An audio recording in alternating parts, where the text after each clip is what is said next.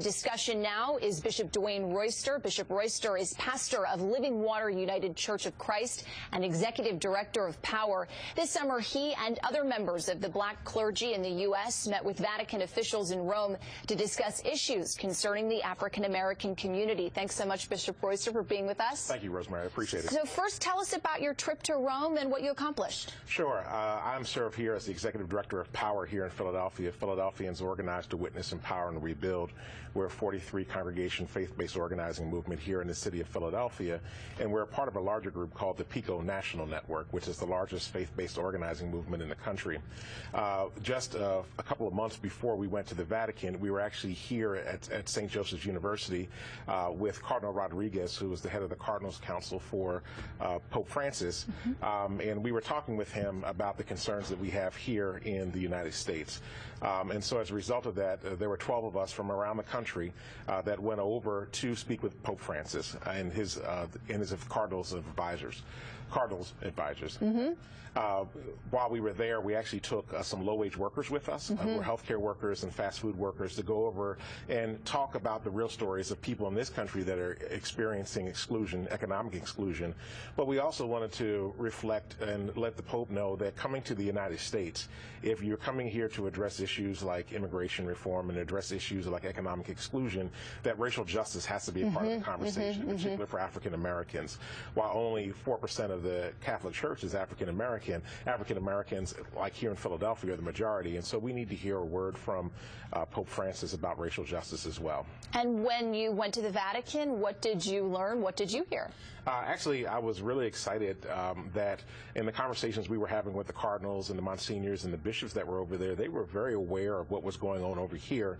At the time we were there, it had been the same time the incident occurred in Texas with the young African-American folk at the pool and the police. And so we were actually having meaningful conversation over there, and they were asking us about, you know, how should they be responding? What should they be thinking in those moments about these issues?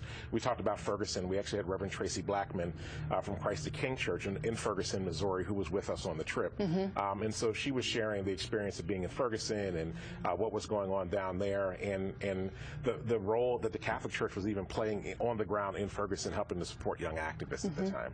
Do you hope or maybe expect to hear Pope Francis address some of these issues, address racial equality issues when he comes to Philadelphia? Well, that's what we were asking for, and we're hoping that he will do that. I think you can't talk about economic exclusion in the U.S. and not talk about how it impacts people of color, both black and brown folk in this nation. Certainly, PICO National Network has been working very diligently on those issues. As a matter of fact, we have events going on around the country right now prior to the Pope coming, and then we're going to do 40 days of faithful action post Pope visit around the country, continuing to carry that message, but addressing systemic change around racial equality, mass deportation, mass incarceration, economic indignity, and so forth. So you're hoping that he heard you when you were over there speaking to his advisors? We hope so, yes. What do you think what is it about Pope Francis, in your opinion, that makes him so inspirational to people of all faiths? I think what is exciting about Pope Francis is that Pope Francis is deeply connected to the pain of people, and he is very clear about saying that the faithful, the church, has to have a responsibility in addressing that. And it's not that he's just talking to the Roman Catholic Church. He's talking to people of faith, all different faith traditions around the world, and really calling us back into right relationship with each other and back in right relationship to our God. And Father Joyce, do you want to chime in on that? No, I think that kind of inclusion and that message of inclusion is very attractive to our college students at St. Joseph's, who are looking at the material that the congregations are examining, the thought of Pope Francis, and how does this apply in my life in a real way.